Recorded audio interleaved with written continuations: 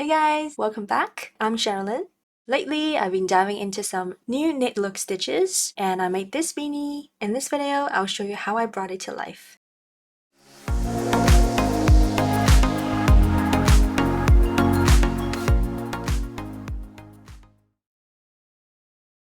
This is the yarn I used. It is a 10-ply yarn and it calls for a 5mm crochet hook, and that's what I used.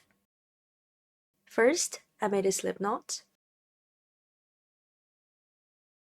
I want to use the simplest structure for this beanie, which is just making a rectangle. The beginning chain is going to be this, and this is eventually going to be the height of the beanie, including the fold over brim. From my past experience, I know I should aim my beginning chain to be around 12 inches. So I just kept chaining until this chain was about 12 inches. I didn't really care about the stitch number because it doesn't matter here. If I was using an 8-ply yarn, I would need to chain about 45 or 50 chains, but since this yarn is 10-ply, which is a bit thicker, I didn't need to chain as many. So after that, I counted my chains. I have 37 chains. At the beginning of each row, I chained one, so I chained one here as well. Now my last chain is the second chain from the hook. So with this pattern, I pretty much just worked half double crochets. So I yarn over, insert my hook in the chain, yarn over, pull it up, and yarn over, pull through 3. I then marked this stitch. This is the very first stitch. Then from the next chain, I just worked 1 half double crochet in each of them.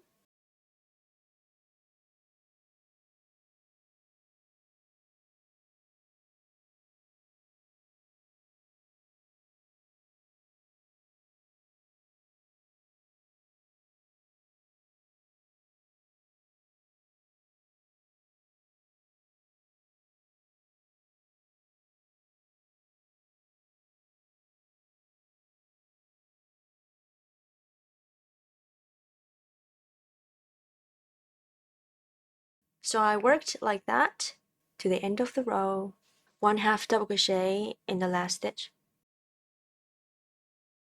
Like I said before, I just chain 1 at the beginning of each round. So I chain 1 and turn my work. That's the chain 1, and that's the first stitch.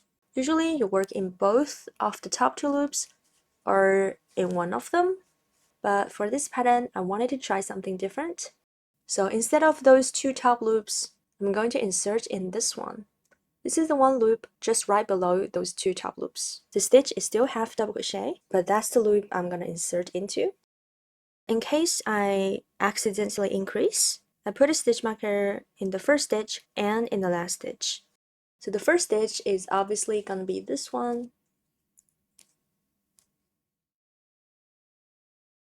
The last stitch is this. So I place the stitch marker in it too.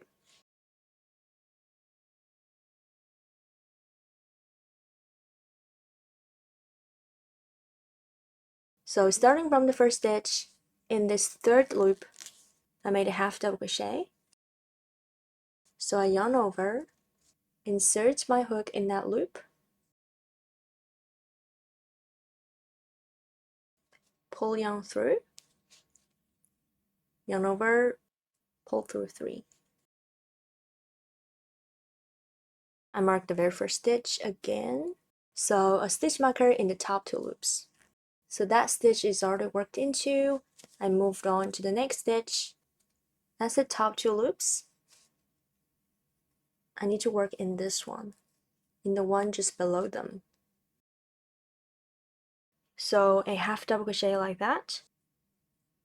By the way, I tried to work my stitches as loose as I can because my tension is usually pretty tight, but I don't think that's particularly good for this pattern. Make sure don't mistake this one as the loop you need to work into. If you really can't tell, you can just pull the stitches apart, and that one that goes horizontal is the one you need to insert into. So I pretty much just worked like that for the whole row. I could already see on the other side I was forming this chain effect, and I just did that from the first stitch to the very last one, and the very last one is marked, so that was easy to find.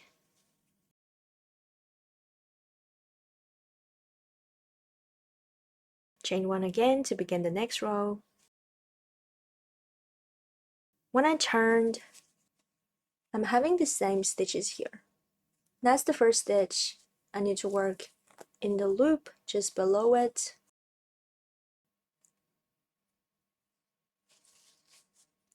So I went ahead and worked my first half double crochet and I marked it.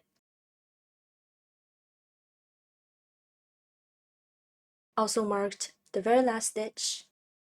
And just like the row before, the top 2 loops are already marked. So I just need to place one more stitch marker in the loop below it. And here you should also make sure you have the same number of stitches as your beginning chain from the first stitch to the last one. But I was pretty confident, so I didn't count my stitches here. And again for this row, I worked 1 half double crochet in each stitch in that 3rd loop. And for the whole panel, I just repeated that 1 row. So starting from row 2, every row is the same as that. I kept working that row until it's long enough to wrap around my head snug. And I also realized I need to do an even number of rows so that when I join the last row to the first one, the pattern can look consistent. There are 2 rows between every 2 ribs. So I eventually did 46 rows, and it measures about 21 inches, but it can also stretch to 22 inches. So I finished row 46.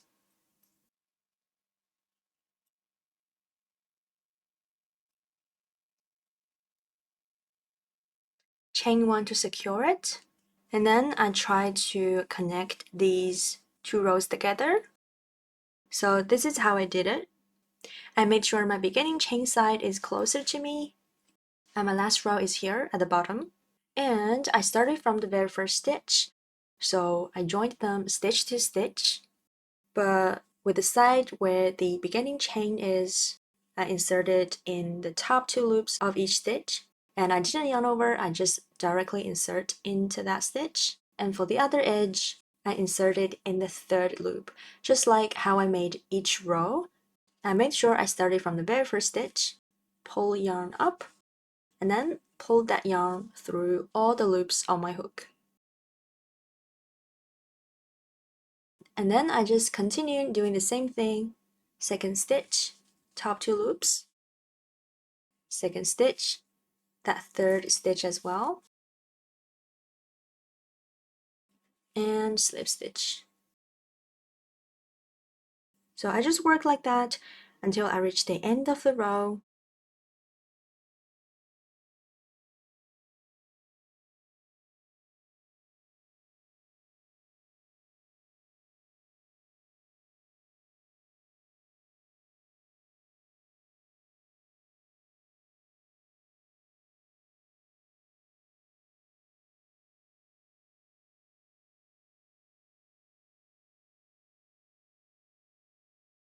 And then I chained 1. The next step is for me to close off the top. So I left some length before I cut the yarn.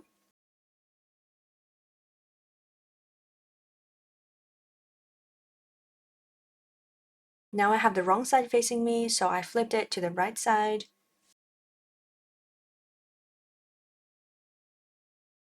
Then I used a yarn needle to close off the top.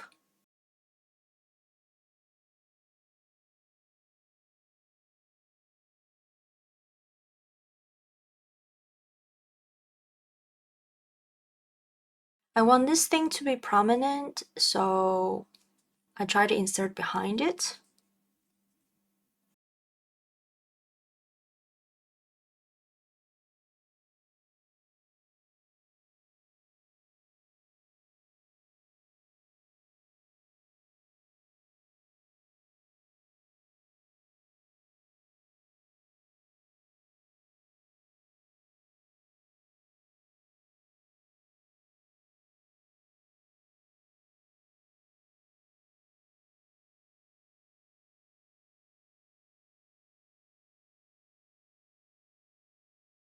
I try to make the hole at the top as small as I can.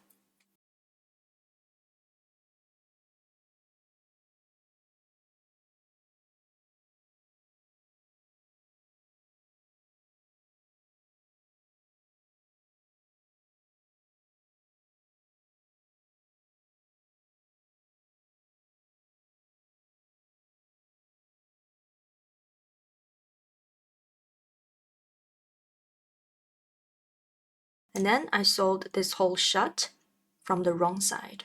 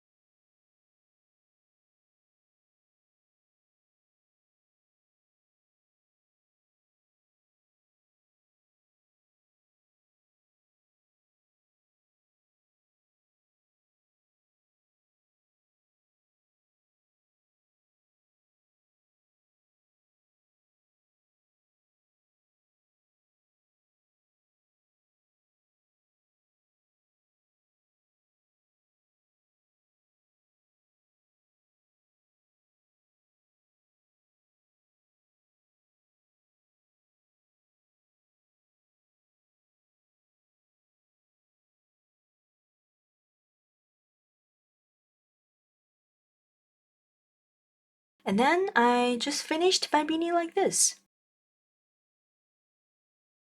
There's no other yarn tail I need to weave in, which is great.